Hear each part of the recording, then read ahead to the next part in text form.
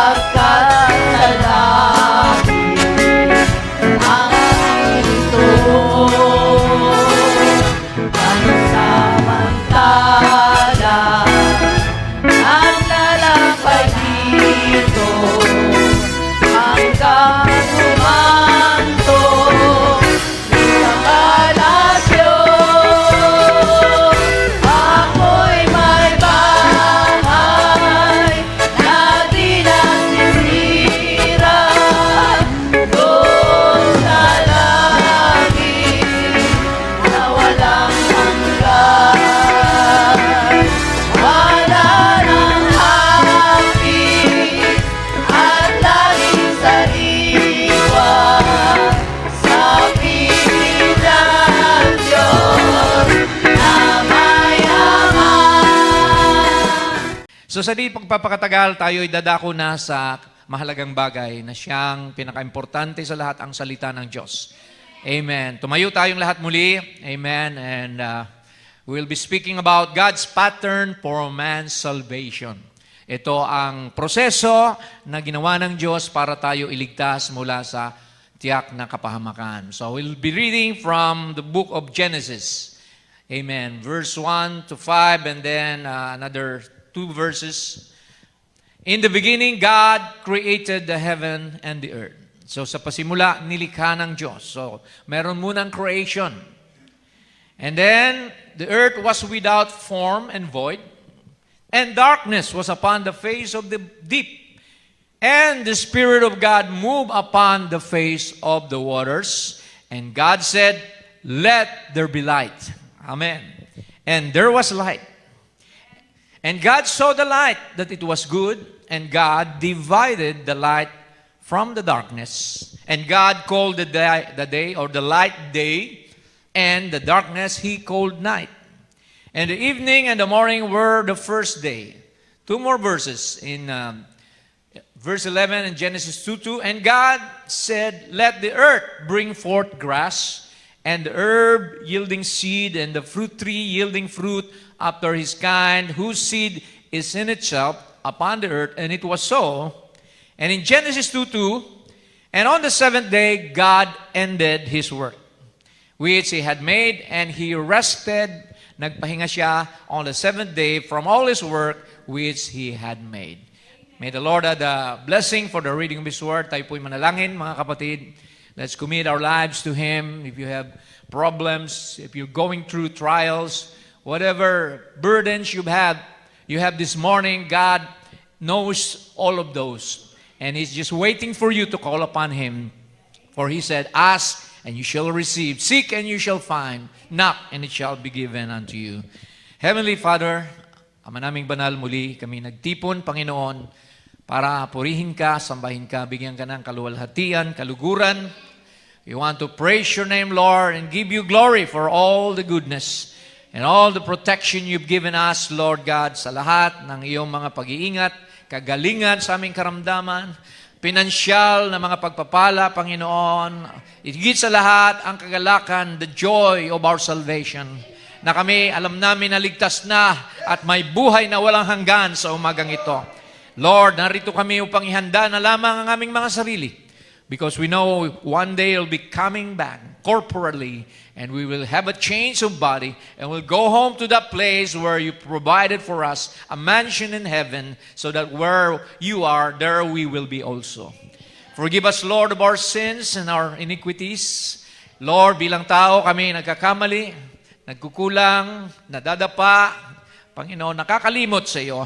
Subalit, Lord God, nariyan ka palagi upang paalalahanan kami. Nariyan ang fivefold ministry para kami, Lord, ay sakdalin at dalhin, Lord God, doon sa perfect stature of a man of Christ. Lord, tulungan mo kami sa umagang ito.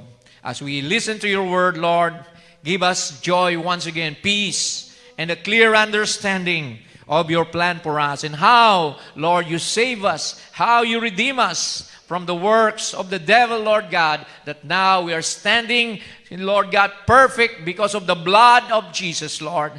We're sitting now in heavenly places, Lord God, praising your name, giving glory to your goodness, Lord. Salamat, at muli, dalangin ko ang mga may sakit, We remember Brother Orton this morning, who's still in the hospital, Lord God, for his asthma. Lord, we claim him, Father God, from the devil. Sinabi, Lord, ng iyong salita na the prayer of faith shall save the sick. And we hold on to your promise na ito'y, Lord God, naganap na sa umagang ito dahil walang distansya sa panalangin. Thank you, Lord. We remember Sister Jikay na malapit na siyang mag-deliver ng kanyang first baby. Lord, i-comfort mo siya, Panginoon. Bigyan ng kalakasan, higit pang kalusugan upang ang bata ay mailuwal ng malusog.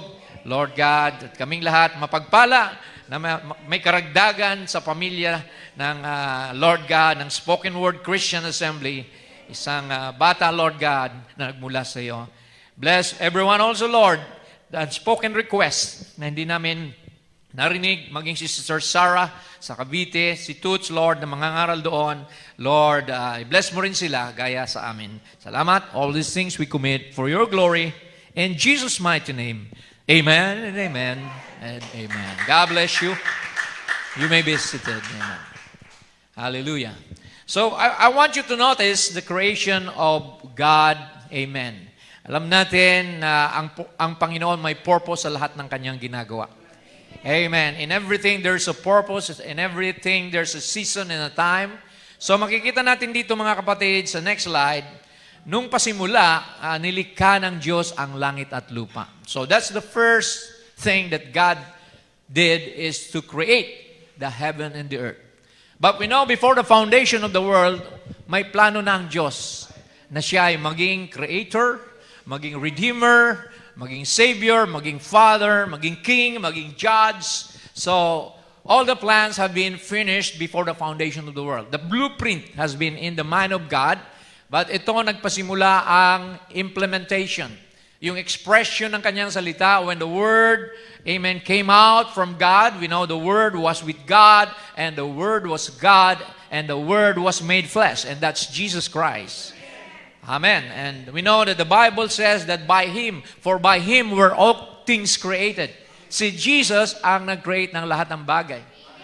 Because God, you cannot see God. God is a spirit. He had to create a body na magkaroon siya ng bibig, ng kamay, ng ilong, ng mata. See, and that's Jesus. He is the image of the invisible God.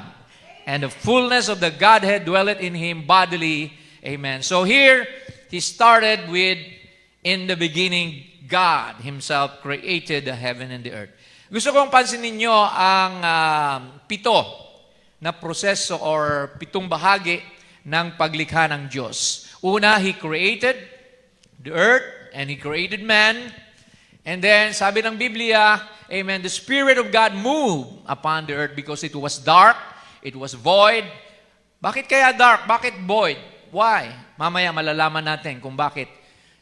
Kalilika pa lang, biglang naging madilim at naging void ang earth. And then, God spoke. Anong sinalita ng Diyos? Let there be light. Amen. And then God divided, sabi kanina, the light from the darkness.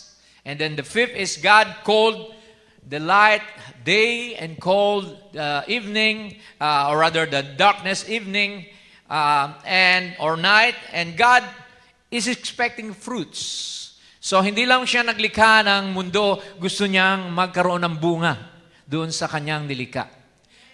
And then, nagpahinga siya. God rested after He completed His work.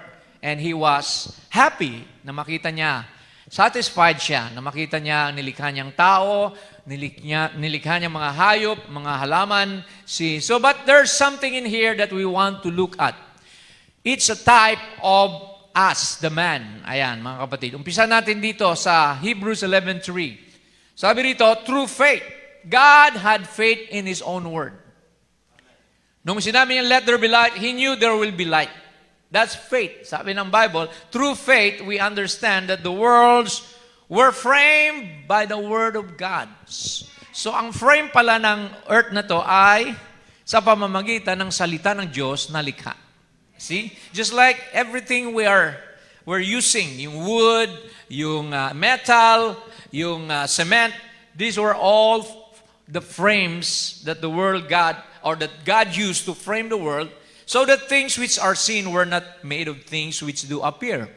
So makikita natin dito na nilikha ng Diyos, sa next slide, ang tao. In verse 26, God said, let us make man in our image. If you notice, there is an us. Akala ng iba ay dalawa yan. Akala ng iba, mga anghel yan. But the prophet was very clear about it, that it was the fatherhood office and the sonship office. The fatherhood was the spirit form of God, and the sonship is the flesh man. Amen. So, nagsalita, amen, ang flesh part of God sa kanyang spirit part, gawin natin ang tao ayon sa ating wangis. Now, we were not created after the angels, kasi kung angels ang pattern, may pakpak sana tayo. Amen. But we were created in the image of God. Amen. That's why you are so special. The animals, they don't have soul. Tayo, meron tayong kaluluwa. And the prophet said that soul is a part of God displayed here in a body. So kaya yung soul mo, it's worth 10,000 worlds. That's why your soul is very important that God has to become a kinsman redeemer to save our soul.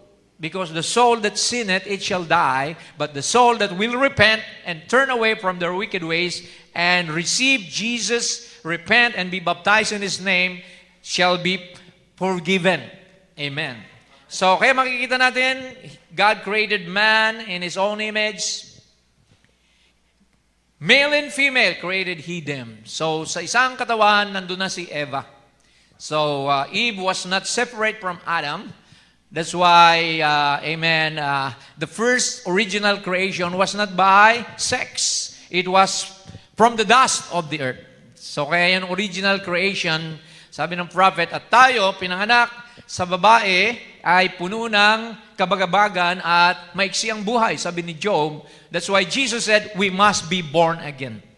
Amen. Dahil yung ating first birth is not perfect. Now, let's look at Verse 2, and the earth was without form and void, and darkness was upon the face of the deep. Bakit nagkaganon na dumilim at nagkaroon ng, kumbaga, void, para bagang pangit ang pakakagawa ng earth? It was dark, and we know darkness is connected with the devil. Amen.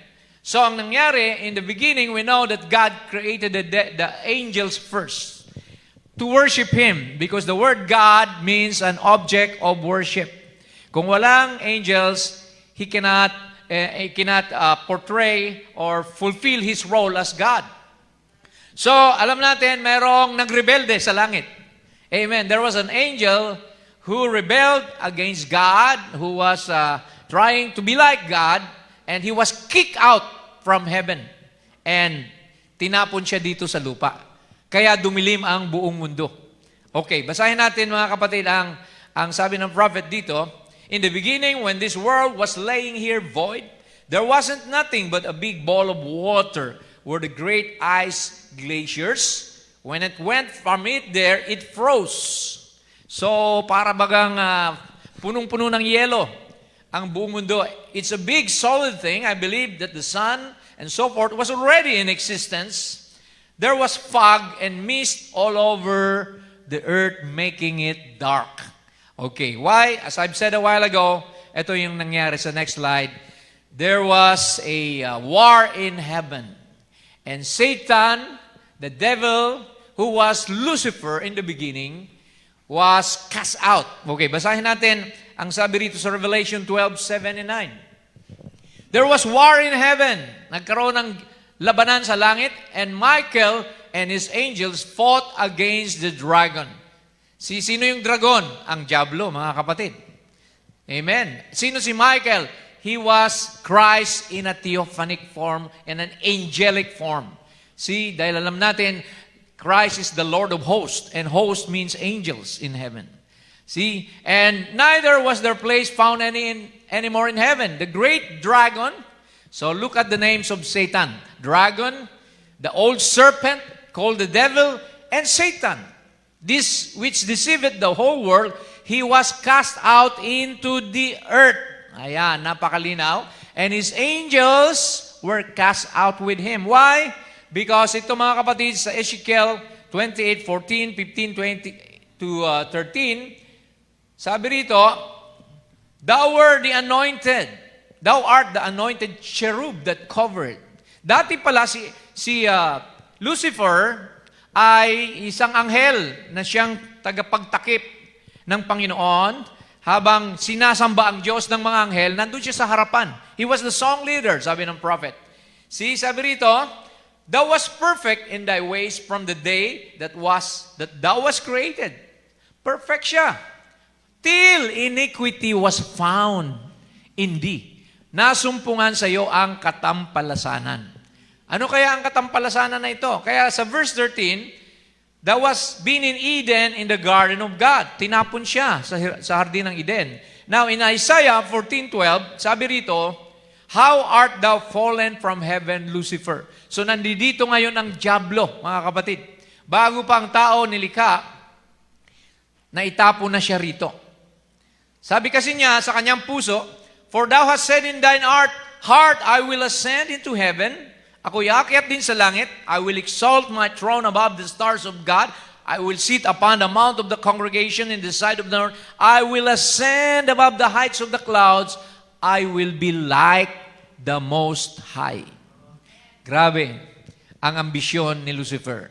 Gusto niyang pantayan ang Diyos. Yun po ang tinawag na iniquity, pride. Pero ang sabi ng Panginoon, Thou shall be brought down to hell to the sides of the pit. Ilang bang mga anghel ang nadayaan ni Lucifer? How many angels were deceived? 1/3 of the angels.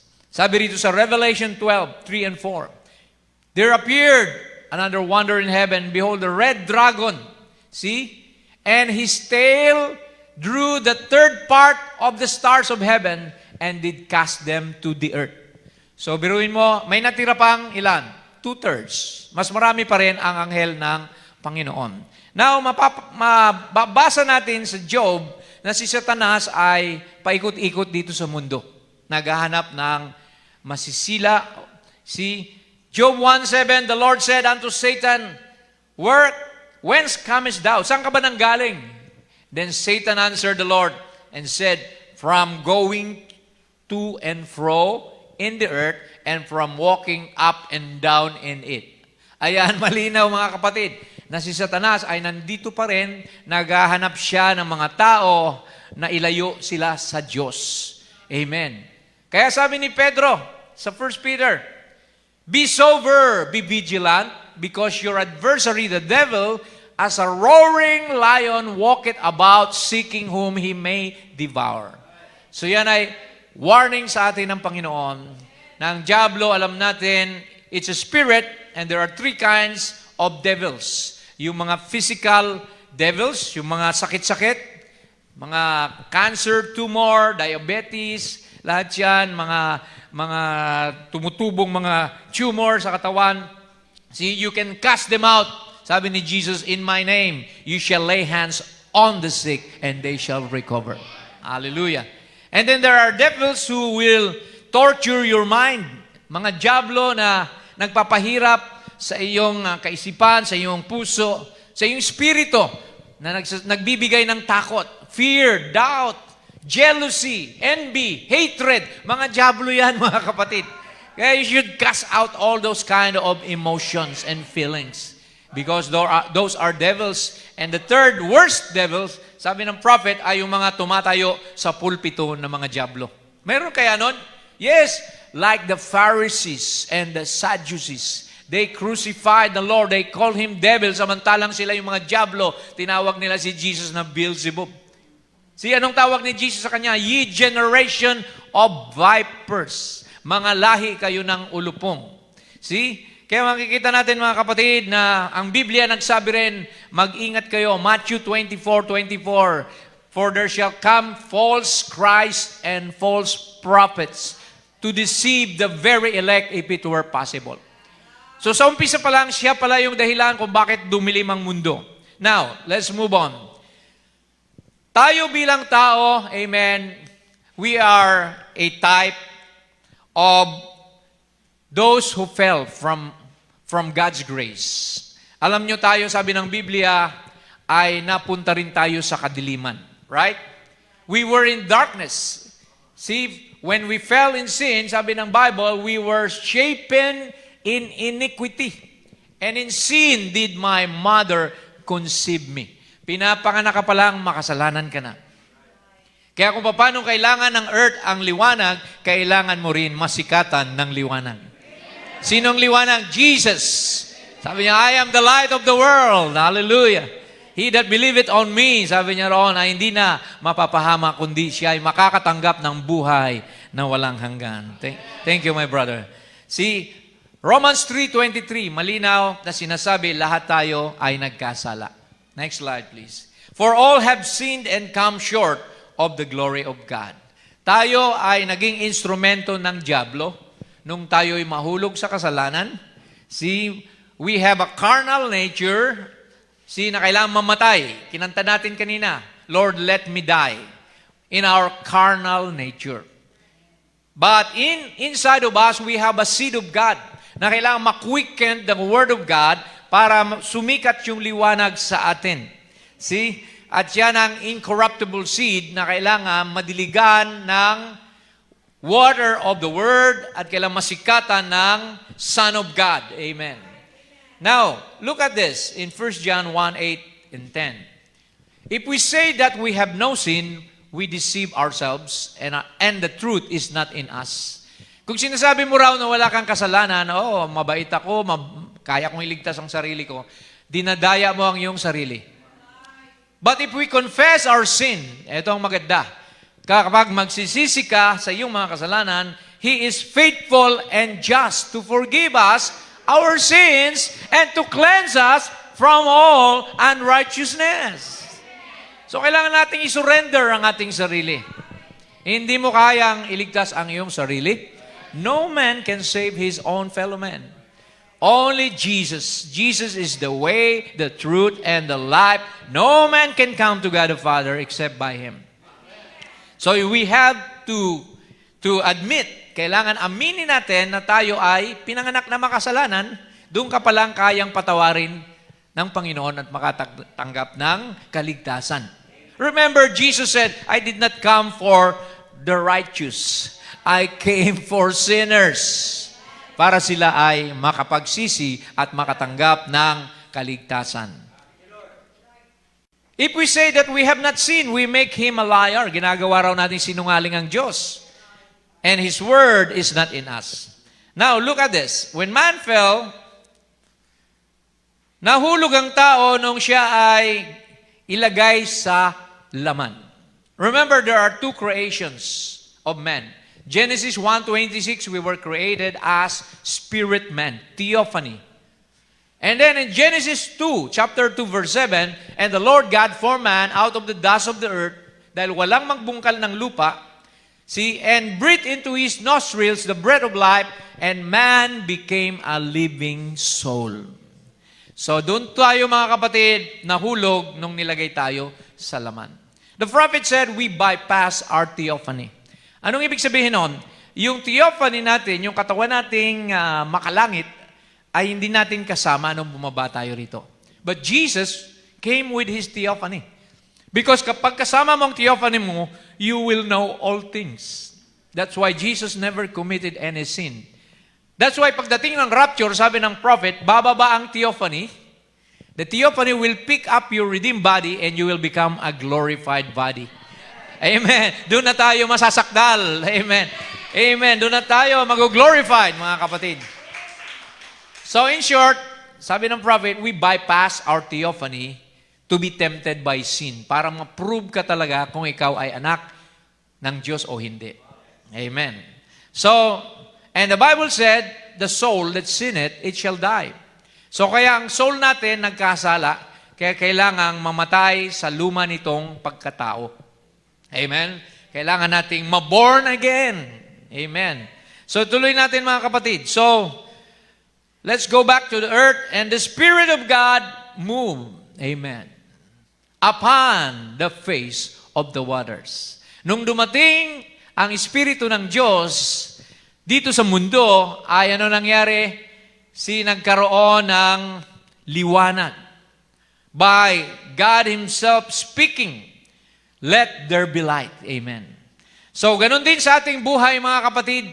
Nung dumating ang Espiritu Santo, let's read a quote from the prophet about this Spirit of God moving upon it.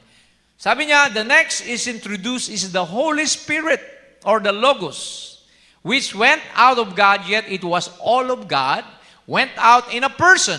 And the Bible said it began to brood over the earth. Brood means to make love, to coo like a dove.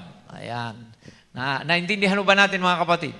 So, ang Holy Spirit, He made love, okay, inikutan niya ang buong mundo, kumbaga, inanoint niya, bless niya, at ito ay, praise God, ay naging isang malinis na mundo, kagaya tayo din, na kapag tayo dinatna ng Espiritu Santo.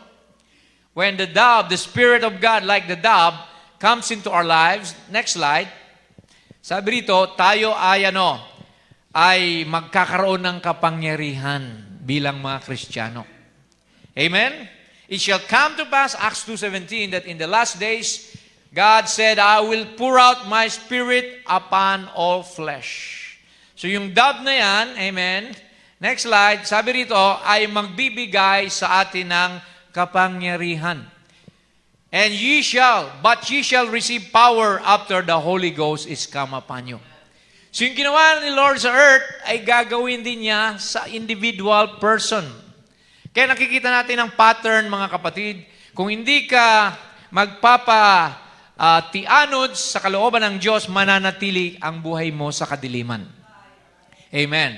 Because the power giver is the Holy Ghost. Amen. Na dati tayo ay mga makasalanan, tayo ngayon ay tinubos ng dugo ng Panginoon. Amen. Praise God. Hallelujah. So makikita natin dito that the power for the Christian is the Spirit of Jesus Christ.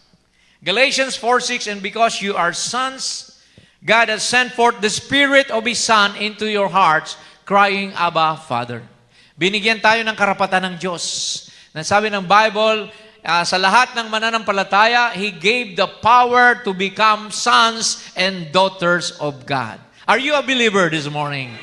Amen. Therefore, God has given you the power to become a son and daughter of God and baptize you with the Holy Spirit and sealed you until the day of your redemption.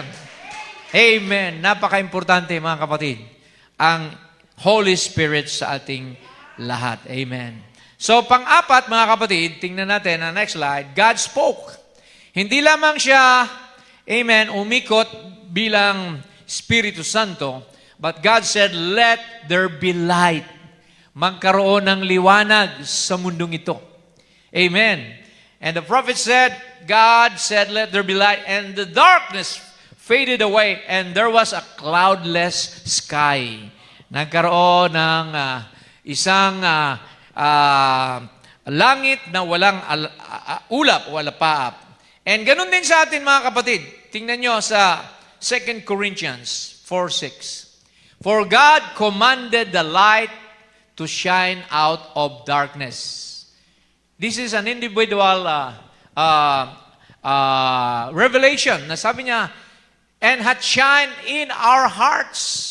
Sa ating puso din, nagliwanag ang Panginoon, amen, to give the light of the knowledge of the glory of God in the face of Jesus Christ. So, kung paano ang mundo nagsalita, let there be light, ganun din sa buhay mo, magkaroon ng liwanag ang buhay ninyo. Hallelujah. Na pinanganak sa kasalanan, namuhay sa kadiliman, ngayon sumikat ang liwanag. Glory to God. Hallelujah. Sa Psalms 27 verse 1, napakalinaw, the Lord is my light and my salvation. Palakpakan natin ang Panginoon. Glory to God. Siya ang liwanag ng ating buhay. Kung wala siya, maglalakad ka sa kadiliman. Nandun ka pa rin sa bisyo, nandun ka pa rin sa madidilim na lugar, sa mga nightclub siguro, sa mga tinatawag nating mga droga, alak, sigarilyo at kung ano pa, mga kapatid. Kaya pasalamat tayo na sumikat ang liwanag. It is the rising of the sun in the life of the believer. Whom shall I fear? The Lord is the strength of my life. And of whom shall I be afraid? Hindi na ako matatakot, hindi na ako panghihinaan dahil ang Diyos na ang liwanag at kalakasan sa aking buhay. Praise be to Jesus. Hallelujah. Yan ang experience ng isang tao na binago na ng Diyos. Isang tao na tinawag na ng Diyos. Amen. You rejoice because you recognize that it is God working in your life. Amen. Kinatagpo ka ng Diyos dahil pinili ka ng Diyos. Sinulat niyang pangalan mo sa book of, the Lamb's Book of Life, and He is obligated to look for you. Sabi ng prophet, glory to God. Now in Psalms 119, ganun din. 105, the Word is a lamp. So ang salita pala, ito ang liwanag. Is a lamp unto my feet and a light unto my path. So the Word of God, heaven and earth shall pass away, but the Word of God will never pass away. So ang Word, ang siyang magbibigay sa atin ng liwanag. Amen. Sabi ng 1 Timothy, di ba? Or 2 Timothy 3:16, na ibinigay ang Biblia. Amen. For the Scripture is given by the inspiration of God. Upang magamit sa pagtuturo, for doctrine, for correction. Amen. And sabi roon, for teaching until the man of God, amen, is made perfect and equipped with good works. Yan po ang salita ng Diyos. This is the light of our age. Amen. So, kaya mga kapatid, amen, let's read another quote in Shalom. The Word is light when it is vindicated. Kapag ang salita ng Diyos daw ay nangyayari na sa buhay mo, ito'y nagliliwanag. Until the word that's promised for the day is vindicated, then it is not light. So hindi na tayo namumuhay sa liwanag ni Luther, ni Wesley, o ng Pentecostal age. May liwanag ngayon. Amen. Ang liwanag sa huling kapanahunan, ang mensahe sa ating panahon, there's a light of the hour today, and that's Jesus Christ in the power of His resurrection. His word that's promised for this day. Anong abang araw natin? We're living in the Laodicean church age. At dito dumating ang Malachi 4, behold, I'll send you Elijah the prophet. Amen. Before the great and dreadful day of the Lord to turn the hearts of the children back to the apostolic fathers. So, kaya mga kapatid, mayroon tayong liwanag na natanggap ngayon na mas maliwanag sa bumbilya, mas maliwanag sa mga solar light. Amen. Mas maliwanag pa sa araw because this is the pillar of fire going back to the church. Hallelujah. Ang pillar of fire na nasalubong ni Moses, amen, is in the prophet. Nakuha na ng picture at ngayon, nandito sa bawat isa sa atin. Once you're filled with the Holy Ghost, you have a pillar of fire upon you, just like on the day of Pentecost, mga kapatid. Hindi mo makita yan, pero nandyan yan. Amen. Kita ng diablo yan, kaya mga diablo takot sa'yo pag naglalakad ka.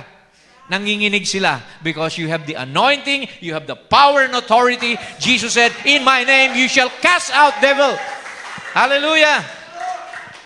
Hindi dapat ikaw natatakot sa dilim. Sila ang dapat matakot sa iyo. Kasi anak ka ng Diyos, panindigan mo, i-claim mo, Satanas, tabi-tabi, lalakad ang anak ng Diyos. Di ba? Know your authority, know your position. Deity is not in heaven, deity is in you. Nandiyan na ang Holy Ghost sa atin, and the Holy Ghost is God Himself. Who can be against us if God is for us? Greater is He that is in you than he that's in the world. Yan ang power of resurrection. Binago tayo. Resurrected from being a sinner unto a saint of God. So, sabi rito sa 1 John 6 and 7. Then this is the message which we have heard of Him and declare unto you that God is what?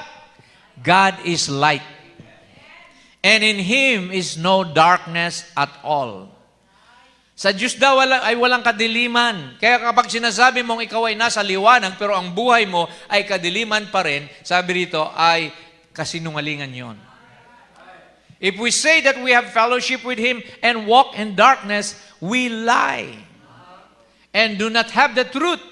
But if we walk in the light, hallelujah, as He is in the light, then we have fellowship one with another. Bakit tayo may fellowship? Kasi lahat tayo sa liwanag na lumalakad. Yung ayaw sa liwanag, umalis. Yung ayaw sa liwanag, lalayo. See? Kasi yung gusto sa liwanag, lalapit ka sa katotohanan ng salita ng Diyos. See? But if we walk in the light, as He is in the light, we have fellowship one with another, and the blood, yung dugo ni Jesus, patuloy pa rin na maglilinis sa lahat ng inyong kasalanan. And the blood of Jesus, His Son, cleanses us from all sin. Oh, glory to God. Parang palagi tayong may Clorox. Amen. Sa mga labandera, di ba? See, pag may Clorox ka, you don't worry about mga stains, mga ink. Kasi isang patak mo lang dyan, wala na. Ganon din ang dugo ni Jesus Christ. Pag ang kasalanan mo pinatakan ng bleach of the blood, tanggal lahat ng kasalanan sa buhay mo. Oh, praise be to Jesus. Ganyan kapangyarihan ng dugo ng ating Panginoon. Gaano mang kapula ang iyong kasalanan, sabi ng Biblia, magiging kasimputi ng niebe. Amen. Thank you, Lord. So, our sacred trust, sabi ng prophet, pinagkatiwala ng Diyos sa atin ang kanyang salita. Huwag natin itong baliwalain. Don't compromise on it. Amen. Don't leave the Word. Amen. Walk in the Word. Basahin natin sa Comforter, sabi niya, now we have a sacred trust. Sacred, sagradong pagtitiwala ng Diyos. You know what the trust is? And we have an inheritance, a heritage. So hindi lang trust, mana pa, heritage that we inherit as believing children. It's a sacred trust, and that sacred trust and our sacred heritage is the Word of God that's been given to us, the full Word of God. The Word itself is the vitamin. Ayan. Sa spiritual na buhay, may vitamin din tayo. Ano po? Itong salita ng Diyos. Itong vitamina sa ating kaluluwa. Man shall not live by bread alone, but by every word that proceeded out of the mouth of God. Sabi niya ito, ang vitamin, the Word itself, God's Word. That's the reason I'm so dogmatic, as I would call it, on standing on this Word. No matter what anything else says, if it's not with the Word, I don't believe it. Ano man daw sabihin sa iyo? Sabi nga kanina, may diabetes ka na. Pero sabi ng Biblia, amen, pinanghawakan mo ba ito? Sabihin mo, sa latay ni Jesus, pinagaling na ako. Amen. We don't believe anything outside of the Word. God is more than what doctors can diagnose. Dahil sabi ng Panginoon, walang imposible sa akin. All things are possible. Kaya niyang buhayin si Lazarus, patay. Amen. Kaya niyang buksan ang dagat. Amen. Kaya niyang bigyan ng paningin yung bulag. Walang imposible sa Kanya na may pananampalataya. Sabi ng Biblia, all things are possible with God, yes, but all things are possible also to them that believe. Praise the Lord. Palakpakan natin ang Panginoon sa Kanyang mga pangako. Glory to God. See, if you want to believe it, it's all right. But to me, it takes the Word, because heaven and earth shall pass away, but my Word shall never fail. Therefore, it takes that Word, I live by the Word. Ito ang ating constitution, ito ang ating history, nandito lahat ng mga mana mo, mga benepisyo, at sabi ng kanta, we must pledge allegiance to the Son of God, the Word of God. Amen. So, nandiyan pa ba tayo, mga kapatid? Okay, panglima na tayo. Praise God. And God, dividing the light from darkness. So, pag may liwanag, may dilim. Di ba? It takes two, always. The negative and the positive. Di ba? It takes, kung may love, may hate. Di ba? Kung may my right, my wrong, o my good, my evil. So dito, hiniwalay ni Lord ang liwanag sa kadiliman. Genesis 1, 4, and 5. And God saw the light that it was good. And God divided the light from the darkness. Physically, the light was called day. And the darkness, He called night. And the evening and the morning were the first day. Kaya mayroong gabi sa kabilang part ng earth at mayroong liwanag. See? But pagdating ng rapture, it will be a general resurrection. Natutulog ka man, gising ka man, pag may binhi ka, kasama ka sa rapture. Amen. Yan po ang sabi ng ating prophet. Now, sa buhay natin, in-apply din ito ni Lord sa atin. Dahil sa buhay natin, dumaan din tayo sa kadiliman. Ephesians 5:8. For you were sometimes darkness. Sino yung you? Ye. Ikaw yun. Amen. But now, ngayon, ye are light in the Lord. Hallelujah. Walk therefore as children of light. And Jesus said in John 8:12, I am the light of the world. He that followeth me shall not walk in darkness, but shall have the light of life. Glory! Hallelujah! Siya na lumalakad at sumusunod sa akin na hindi nananahan sa kadiliman, but siya ay magkakaroon ng liwanag ng buhay. Amen. Gusto nyo ba ng liwanag, mga kapatid, sa buhay nyo? Pag nagliliwanag ang buhay nyo, ibig sabihin, may kagalakan, may kapayapaan ka. Amen. Pero pag madilim pa rin ang buhay mo, lagi kang bugnutin, lagi kang nakasimangot, di ba? Lagi kang parang minamalas. Pero pag ikaw ay lumalakad sa liwanag, amen, all things work together for good to them that love the Lord. Walang malas o swerte sa isang Kristiyano. All things are foreordained by God. Sabi ng Biblia, the footsteps of the righteous are ordered by the Lord.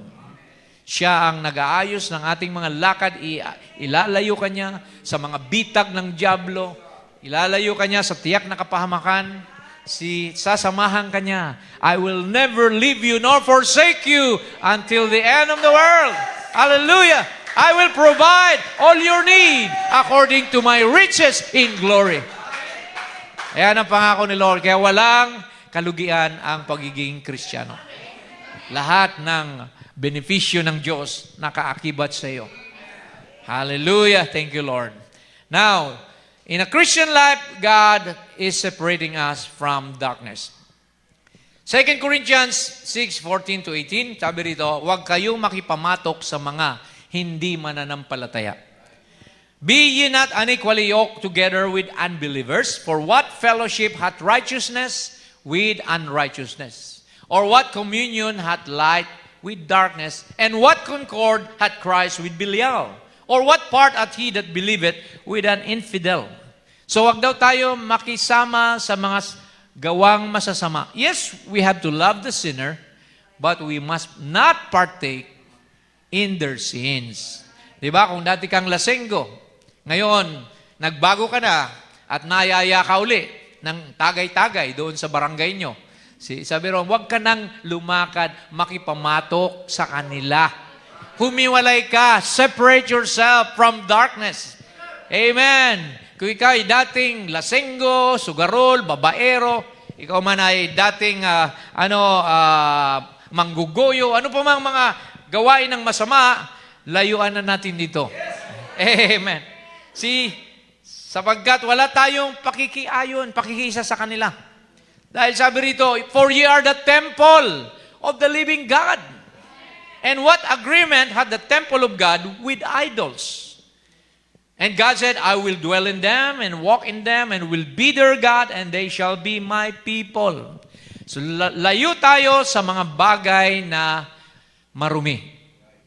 Iwanan nyo na ang mga gawain ng kadiliman, sabi ng Bible. Di ba? Ano yung mga gawain ng kadiliman? Basahin nyo yan sa Galatians 5:19-21. Nandun, the works of the flesh. Di ba? Yung mga adultery, lahat yan, yung mga galit, puot, envy, strife, discord, and all those things. Sabi rito ng Biblia, amen, ay iwanan na natin. Alright, let's move on to 1 John 2:15. Malinaw na sabi ng Panginoon, huwag kayong sumang-ayon sa takbo ng sanlibutan. Love not the world, nor the things that are in the world. Ano bang meron sa mundo? Mga usong damit, mga fashion, mga trends. Diba? May mga tattoo-tattoo, kung saan-saan nagpapatato. So huwag niyong gagayahin na yon. Dahil sabi ng Biblia, huwag niyong sirain ang templo ng Panginoon.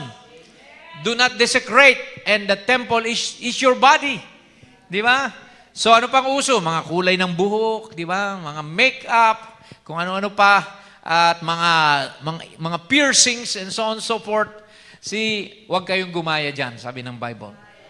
Lumayo kayo sa mga bagay ng sanlibutan. For if any man love the world, the love of the Father is not in him.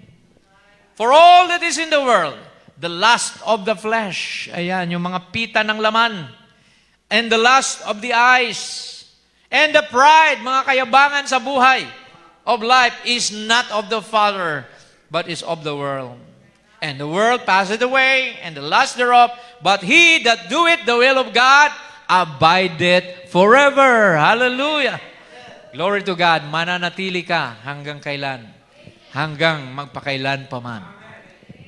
Glory to God. So malinaw mga kapatid, you know na huwag tayo makibahagi sa mga inuman, lasingan, kung ano-anong mga kalayawan ng mundo.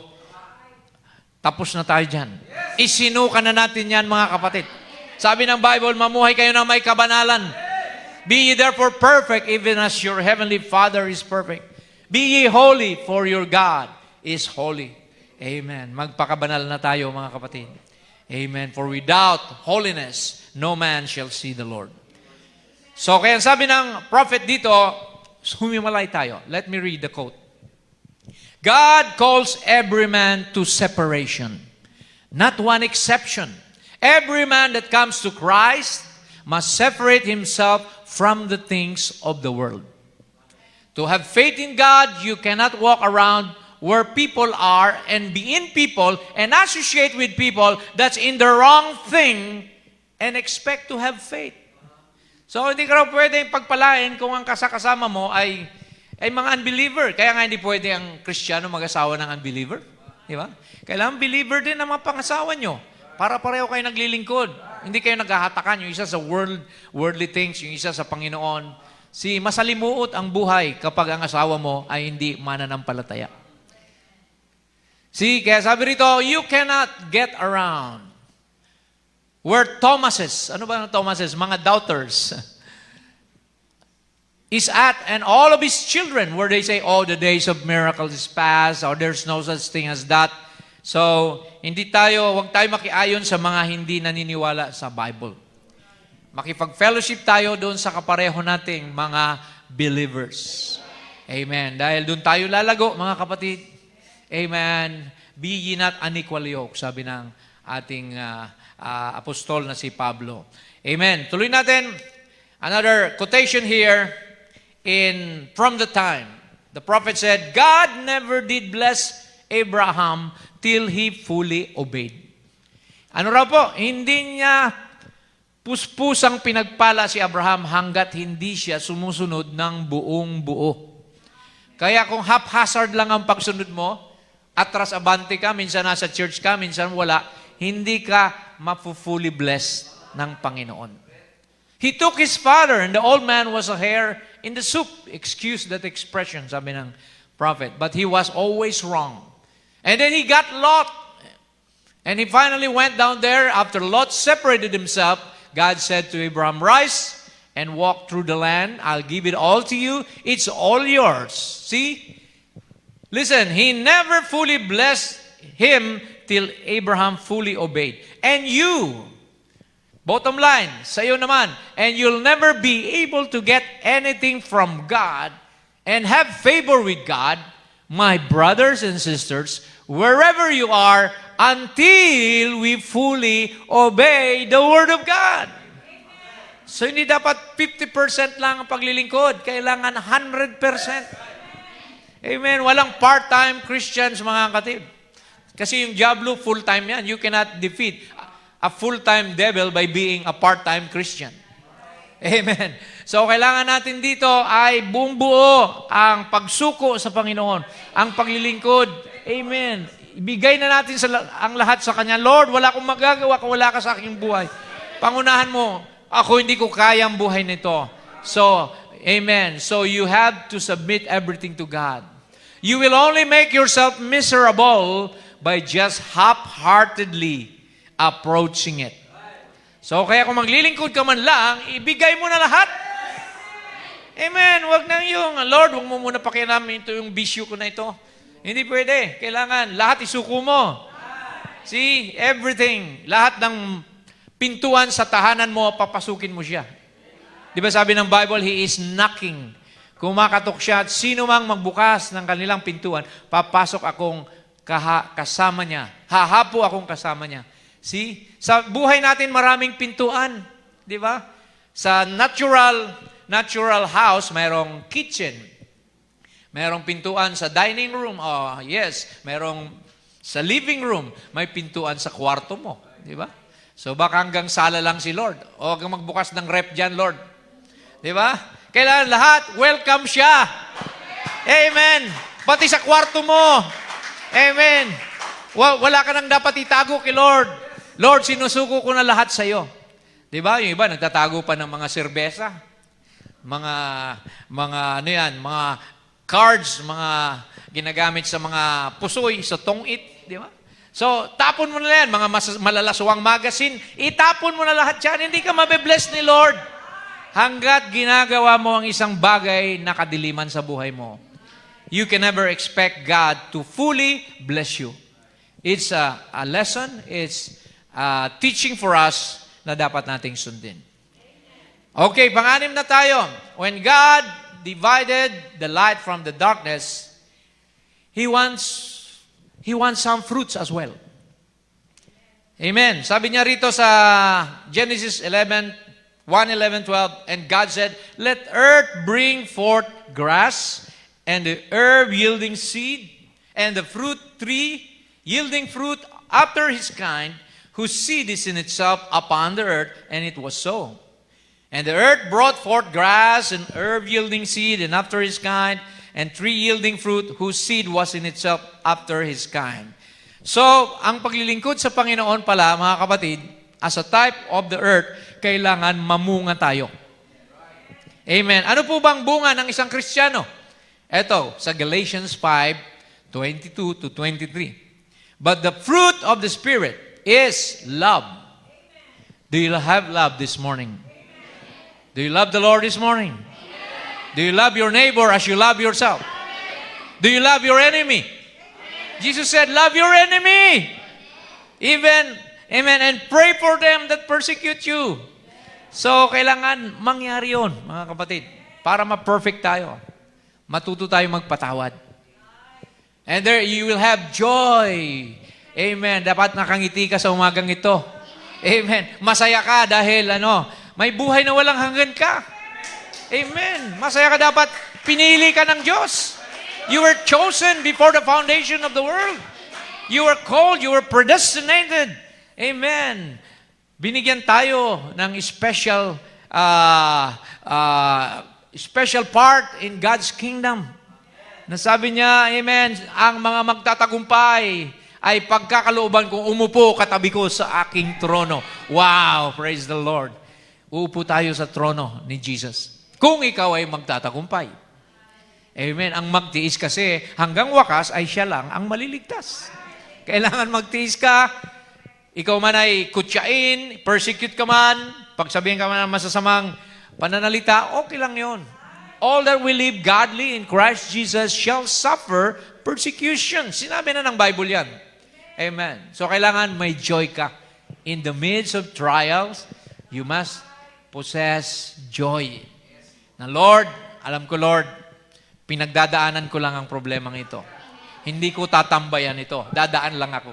Alam ko, isang araw, may blessing, may pag-asa na darating. Amen, mga kapatid. Amen. Joy amidst of trials. And if you have joy, you have peace. You don't worry. You don't fear. Because God has not given us the spirit of fear, but what? Power, love, and a sound mind. Amen. We must have peace in our hearts. We don't have to fear the future. Marami kasi natatakot sa kinabukasan, baka wala na akong makain, wala akong trabaho, baka magkasakit ako. Huwag mong isipin yun, kapatid. Amen. Huwag kang mag-overthinking. Kasi yan ang gawa ng dyablo. Bigyan ka ng mga bagay na poproblemahin. Wala pa nga pinoproblema mo na. Hayaan mo yung problema sa sarili niya, sabi ng Bible. Di ba? Only trust in the Lord. And then one of the fruits is long-suffering. Ano bang long-suffering? Pagtitiis. Amen. See? Yan ay long-suffering. Mahaba. Di ba? Hindi lang pansamantala, kundi hanggang kaya mo pa. Amen. Tiisin mo dahil ang Diyos ay hindi ka naman niya pababayaan. Hindi ka niya pahintulutan ng pagsubok na hindi mo kakayanin. So be long-suffering. Gentleness. Ano bang gentleness? Maamo. Nagaya sa isang tupa. Hindi yung nasikong mo lang, napakan mo lang yung paa. Parang tigre na makikipag-away. Di ba? Magmumura. No. We have to be gentle. Sa mga mag-asawa, huwag kayo maghiyawan, magsigawan. Be gentle to one another, mga kapatid. See, kahit may problema, sabi nga nung isang pastor, sa mga kinakasal, huwag kayong magsisigawan sa isa't isa. Liban na lang kung nasusunog na yung bahay nyo. Doon na kayo magsisigawan. Amen. So you have to be gentle. Goodness, mayroon kang kabutihan. You possess good quality, good behavior. Amen. You must have faith, believing, meekness, kapakumbabaan, humility. Importante yan, mga kapatid, ang being humble. Because we know nothing. Wala tayong dala sa lupang ito.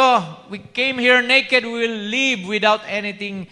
Amen. Wala tayong madadala. Ang madadala mo lang yung karakter ni Jesus Christ na nabago ka niya. Amen. So kaya we have to be meek, humble, ano man ang nakamit mo sa buhay.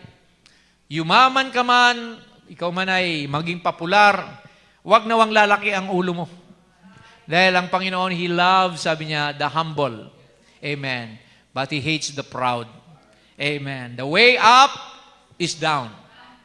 Ang paraan para makaangat ka sa Diyos, magpakababa ka.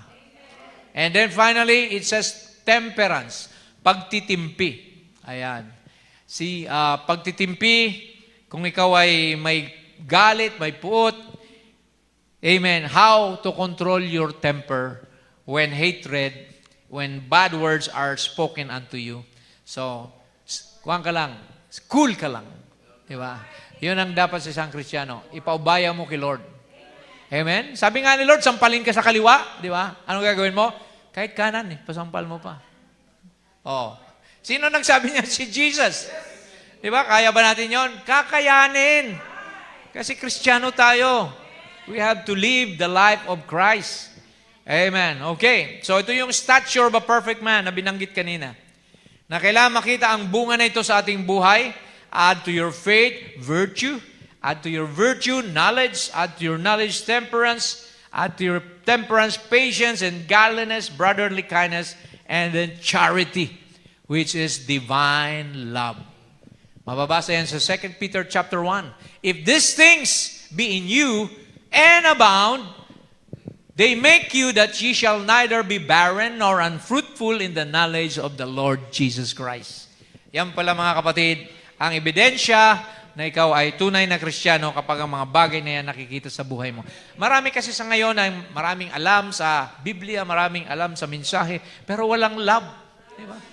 Diba? Puro condemnation, puro panghatol sa iba. Kala mo siya lang ang ligtas. Diba? Wag tayong ganun, mga kapatid. Panahon pa ito ng biyaya. Pag nag-rapture na, doon lang tayo, amen, doon lang papasok yung paghatol. Look at the thief at the cross. Diba? Mamamatay na lang. Pero nakipag-bargain pa kay Jesus. Lord, pagdating mo sa iyong kaharian, alalahanin mo po ako. Jesus said, right now, today, you will be with me in paradise. Why? Nagpakumbaba siya sa Panginoon. Nagsisi siya. Habang may buhay, may pag-asa.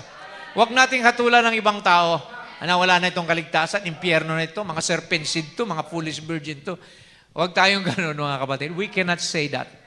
We have no right to say that. Only God is the righteous judge. Amen. So finally, sabi rito ng Biblia, ihandog nyo ang inyong mga katawan bilang buhay na sakripisyo.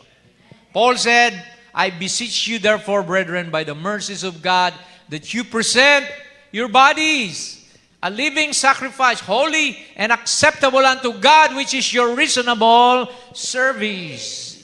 Siyang tunay pala na serbisyo mo ay ang buhay mo ihandog mo sa Panginoon. Not just coming to church, not just reading your Bible, but let the Bible manifest in your life.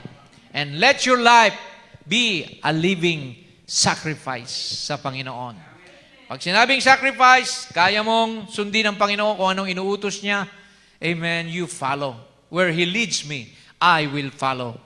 Kung anong ministry mo, kung kay musician, huwag ka nang kakanta tutugtog sa nightclub, ibigay mo kay Lord yan. Amen. Kung ikay singer, huwag ka nang kakanta dyan sa mga Philippines Got Talent o ano pa man yan. Amen. Dito ka kay Lord. Give Him your talent. Sabi ng prophet, give Him all you've got. Your hands, your mouth, your feet. Give all your best to God. Siloso ang Diyos, mga kapatid. God is a jealous God. Gusto niya pag kanya ka lang. Hindi ka pwede sa diablo at the same time. Kaya sabi ng prophet, walang Kristiyanong duling. Yung isang mata nasa mundo, yung isang mata na kay Kristo. Amen. Kailangan focus tayo, mga kapatid. Amen. Looking unto Jesus, the author and finisher of our faith. Hallelujah. Sa Kanya lamang nakatuon tayo. Hindi sa kamalian ni brother, sa kamalian ni sister, kay Jesus lang tayo. And He will make all things beautiful in His time. Amen, amen. Alright, last na tayo. The last day, the seventh day, anong ginawa ng Diyos? God rested. Ayan. On the seventh day, God ended His work which He had made. Nakita niya, namunga na yung lupa. Nakita na rin sa Kristiyano na namunga ka. Anong mangyayari? Nagpahinga ng Panginoon. Satisfied siya na makita niya yung earth, amen, bearing fruit. And then you, as a human being, amen, you're a tree, like a tree, planted by the rivers of water. Amen?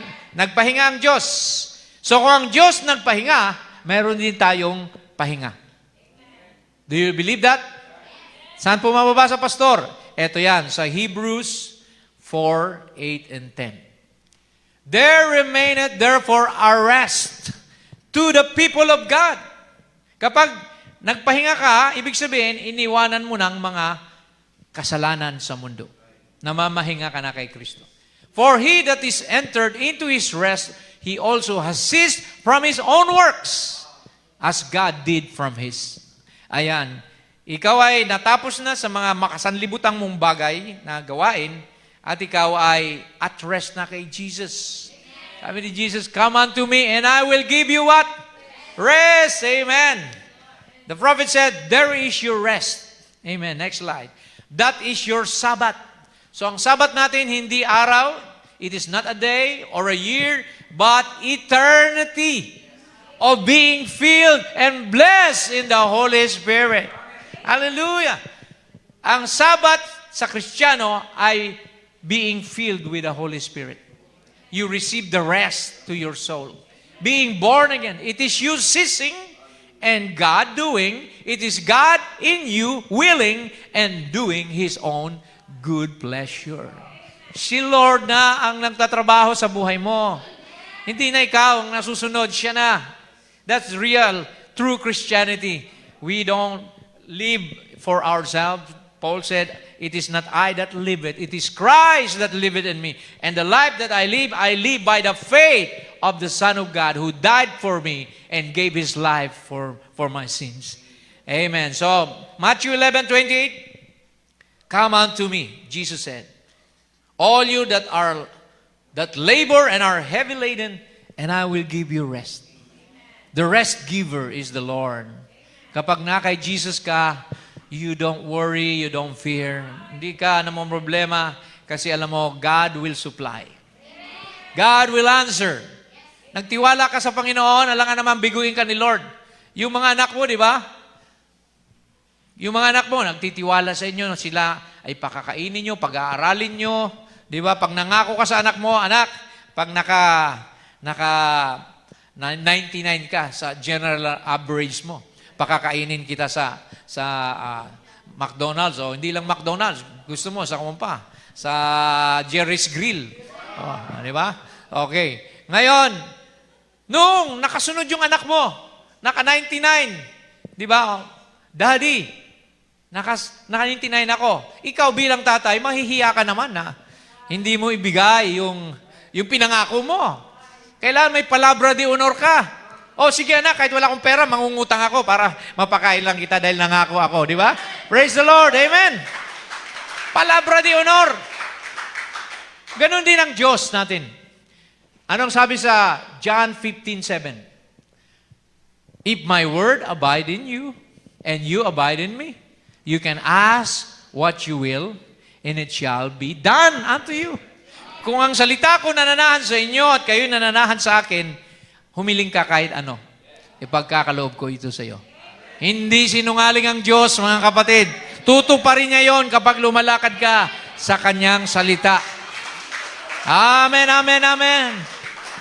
Glory to God. He will never forsake His promises. God's promises never fail. Amen. Napatunayan na yan ng karamihan. Amen. Kaya tayo magtapat sa Kanya. Amen. Sa mga offerings, sa mga tithes, sabi ni Lord, ibubuhos ko ang durungawan ng langit at bubuksan ko. Amen. Ang bintana na ibubuhos ang isang pagpapala na wala ng silid kalalagyan. Siksik, liglig at umaapaw. Glory to God. Amen. So now, a new creation in Christ, therefore, if anyone be in Christ, he is a new creature. Bagong nilalang na siya. Yung mga lumang bagay, dumaan na. All things are passed away. Behold, all things are become new. Amen. Ang biyaya ng Lord, sabi ng Biblia, they are new every morning. Amen. So, binigyan ka ng mga bagong kapatid, bagong kaibigan, bagong nanay, bagong tatay. Amen. Pagpasok mo sa church, lahat ito nagmamahal sa iyo, nagmamalasakit sa iyo, nagpipray para sa iyo. Amen. That's the benefit of being part of the body of Christ. Amen. Kaya magpatuloy tayo mga kapatid. Amen. Okay, now, it came to pass that about 700 years later at Pentecost, sabi rito, they were all filled with the Holy Ghost.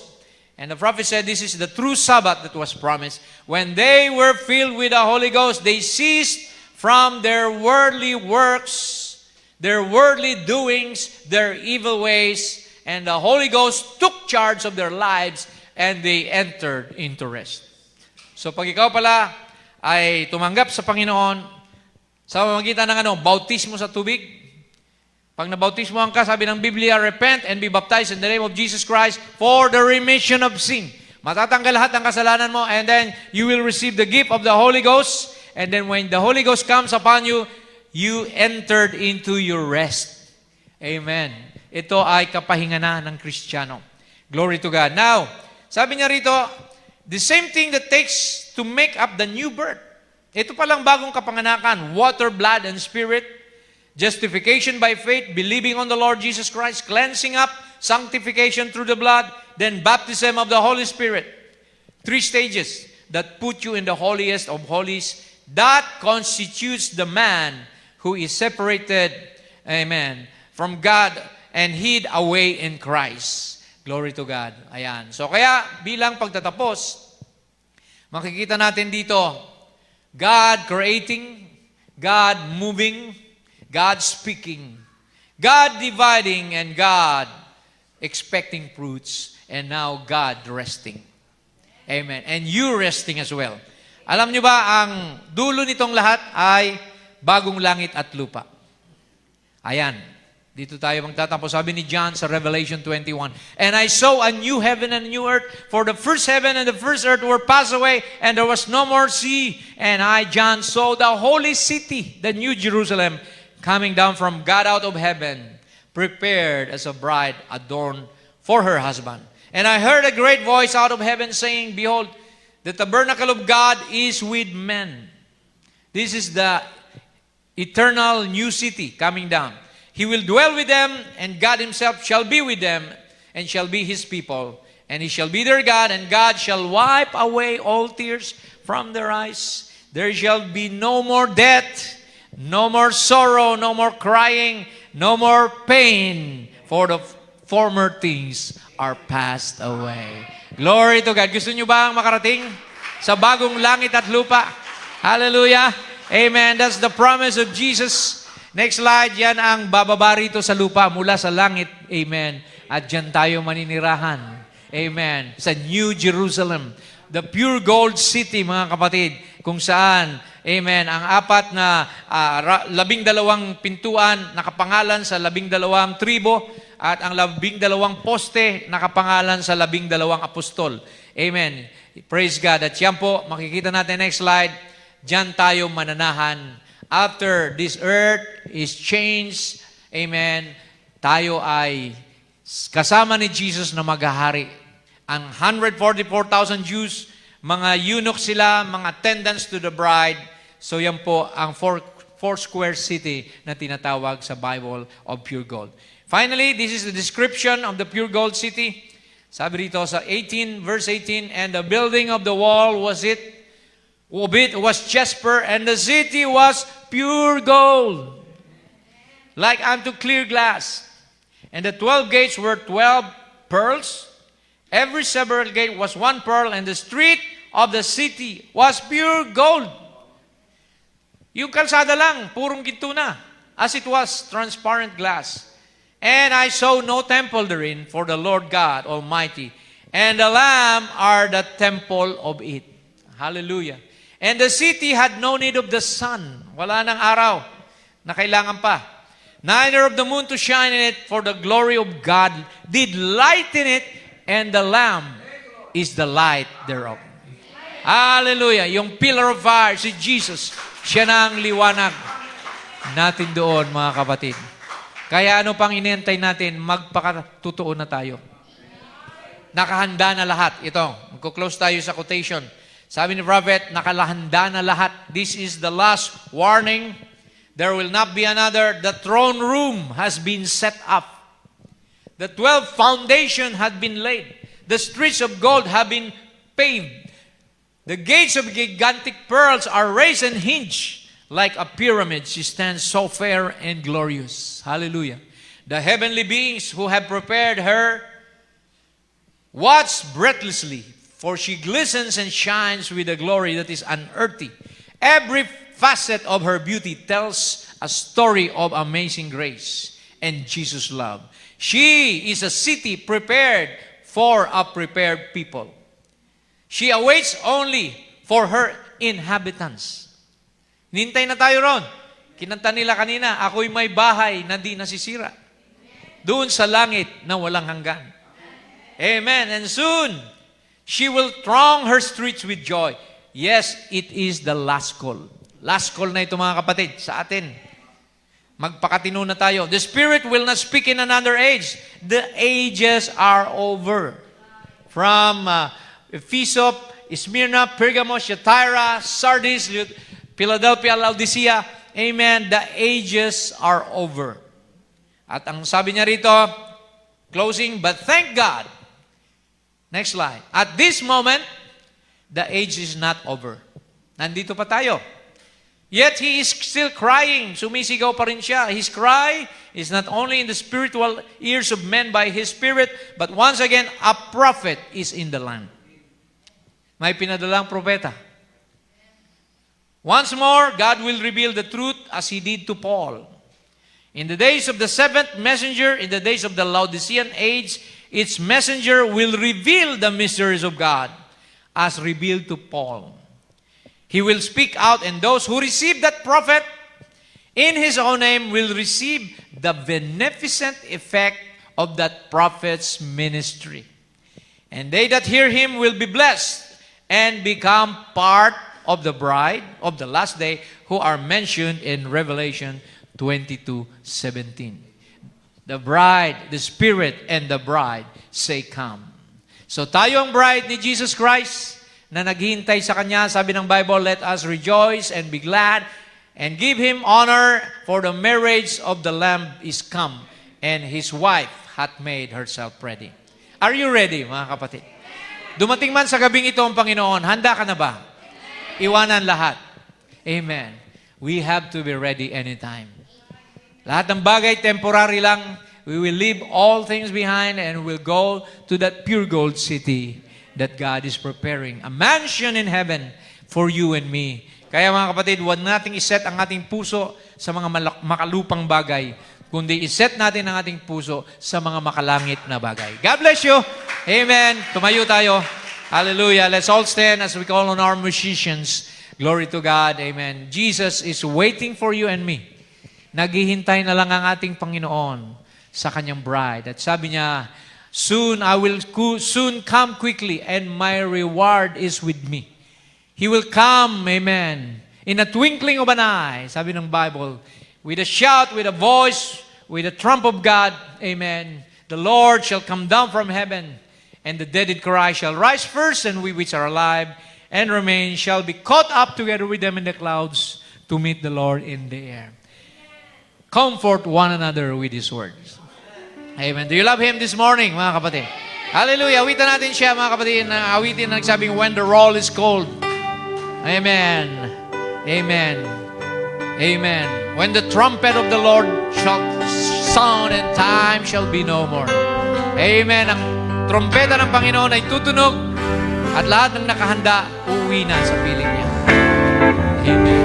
When the trumpet of the Lord shall sound and time shall be no more, and the morning breaks eternal, bright and fair, when the saints of all will gather over on the other shore, and the roll is cold up yonder, I'll be there, you will be there. Oh, when the roll, there's a roll call in heaven. It's cold up yonder. Oh, when the roll is cold up yonder. Oh, when the roll is cold up yonder. Oh, when the roll is cold up yonder. We will be there. Amen. Praise the Lord.